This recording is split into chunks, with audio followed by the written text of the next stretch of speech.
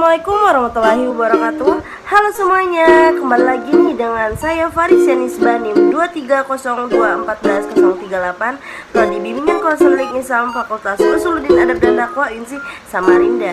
Di video keempat saya kali ini, saya akan menjelaskan atau memberikan informasi yang berjudul perkembangan fisik.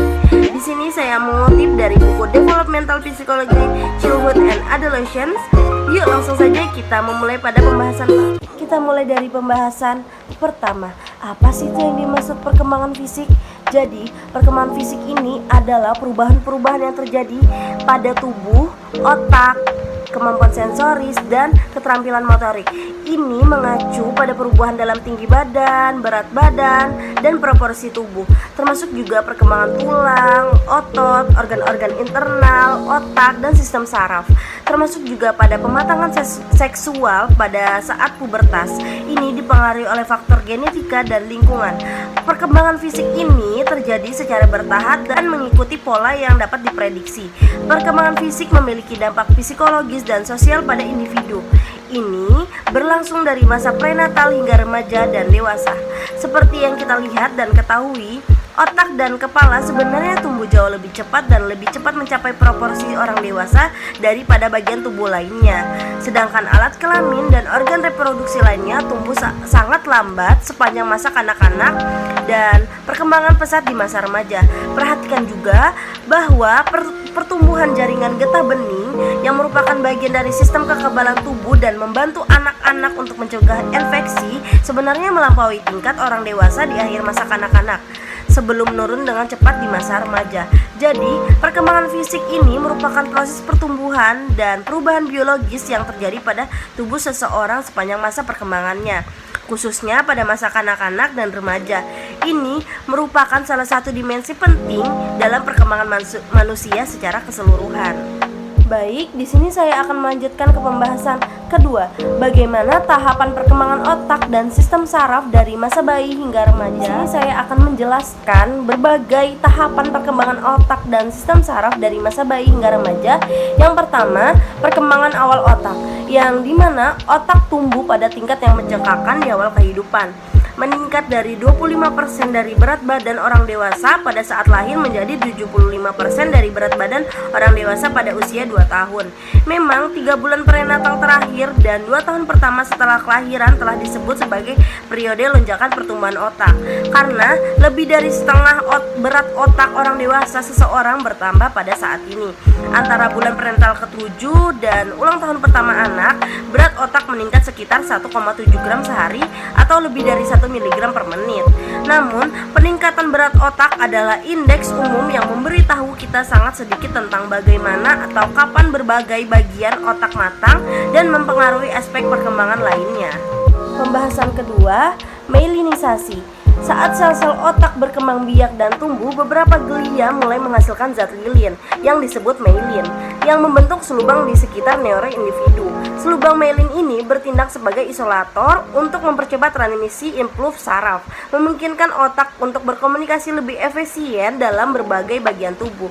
Myelinisasi ini mengikuti urutan kronologis pasti yang konsisten dengan pematangan sistem saraf lainnya. Saat lahir atau tak lama setelahnya, jalur antara organ indera dan otak bermailin dengan cukup baik. Akibatnya, peralatan sensorik neotanus berfungsi dengan baik.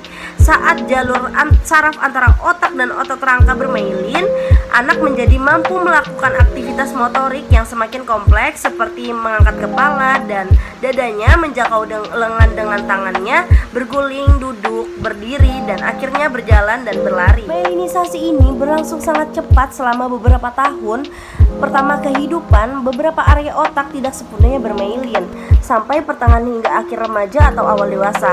Misalnya, formasi retikuler dan korteks frontal bagian otak yang memungkinkan kita untuk berkonsentrasi pada subjek untuk waktu yang lama tidak sepenuhnya bermailin pada masa pubertas.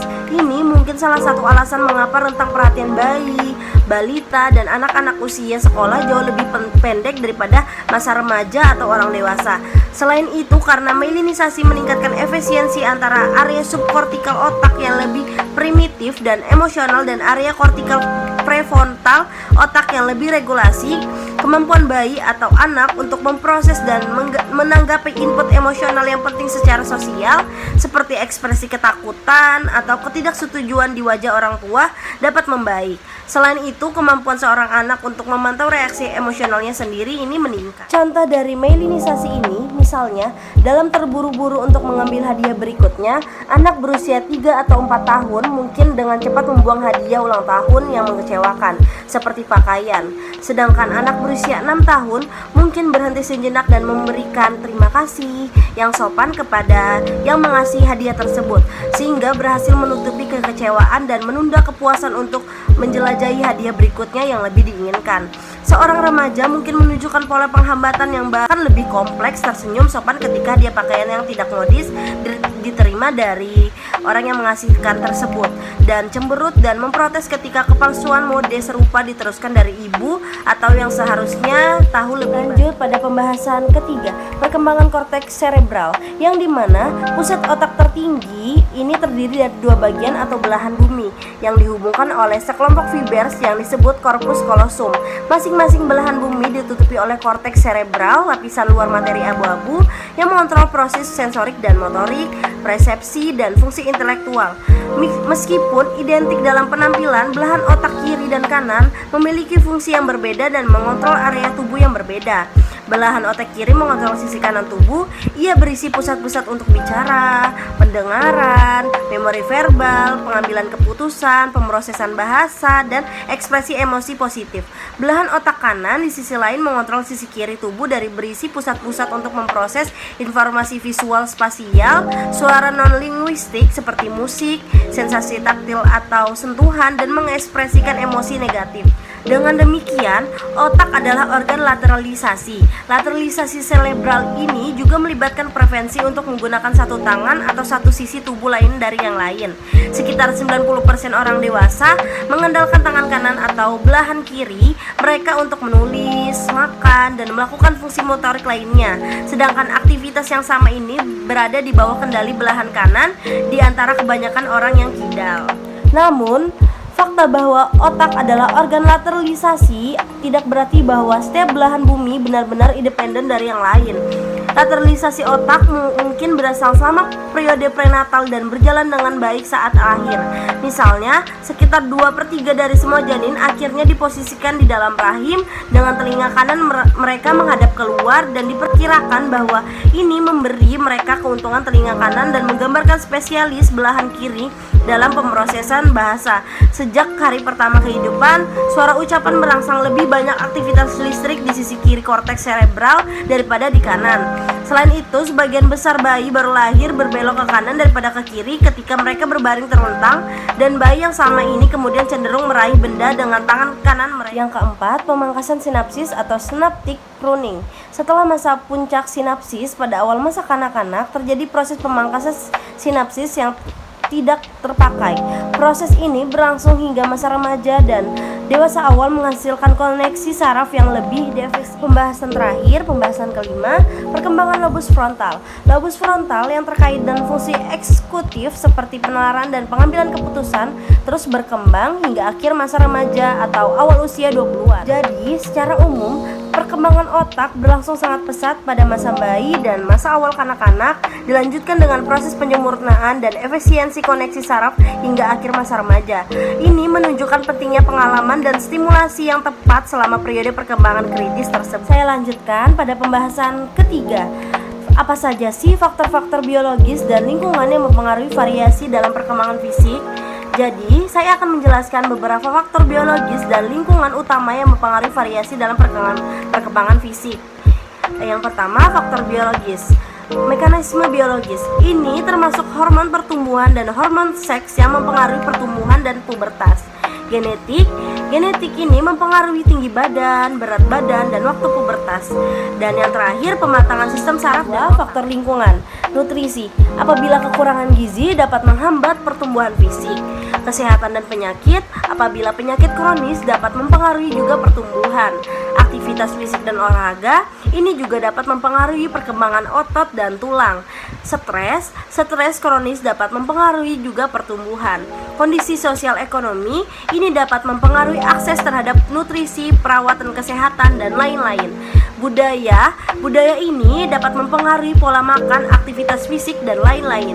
Lingkungan fisik mempengaruhi polusi, toksin, dan lain-lain dapat mempengaruhi pertumbuhan. Dan yang terakhir, stimulasi ini dapat mempengaruhi interaksi dan stimulasi yang cukup penting untuk perkembangan otak dan motor. Perkembangan fisik merupakan hasil interaksi kompleks antara faktor biologis bawaan dan pengaruh lingkungan. Variasi individual muncul dari perbedaan dalam kombinasi faktor-faktor tersebut. Buku ini menekankan pentingnya mempertimbangkan baik biologi maupun lingkungan dalam memahami perkembangan fisik. Kesimpulan yang dapat saya simpulkan pada pembahasan yang saya jelaskan tadi adalah perkembangan fisik mencakup perubahan tinggi badan, berat badan, dan proporsi tubuh, perkembangan tulang dan otot dari masa bayi hingga remaja. Perkembangan otak melibatkan diferensiasi dan pertumbuhan saraf serta plastisi otak. Perkembangan motorik meliputi keterampilan motorik kasar atau seperti berjalan dan motorik halus dengan implikasi psikologis terbatas, menandai transisi fisik dari anak-anak ke dewasa termasuk pertumbuhan dan pematangan seksual. Dengan dampak psikologis dan sosial tertentu, waktu pubertas dapat mempengaruhi perkembangan psikososial remaja. Seksualitas remaja berkembang dengan berbagai faktor yang mempengaruhi perilaku seksual dan konsekuensinya. Perkembangan fisik ini juga dipengaruhi oleh faktor biologis dan lingkungan yang saling berinteraksi. Perkembangan fisik memiliki implikasi penting bagi aspek perkembangan lainnya seperti kognitif, sosial, dan emosional. Perkembangan fisik berlangsung secara bertahap dan bervariasi antara individu. Itu saja yang dapat saya jelaskan. Kurang lebihnya saya mohon maaf apabila ada kesalahan. Assalamualaikum warahmatullahi wabarakatuh. Tungguin next video saya selanjutnya ya. Bye bye.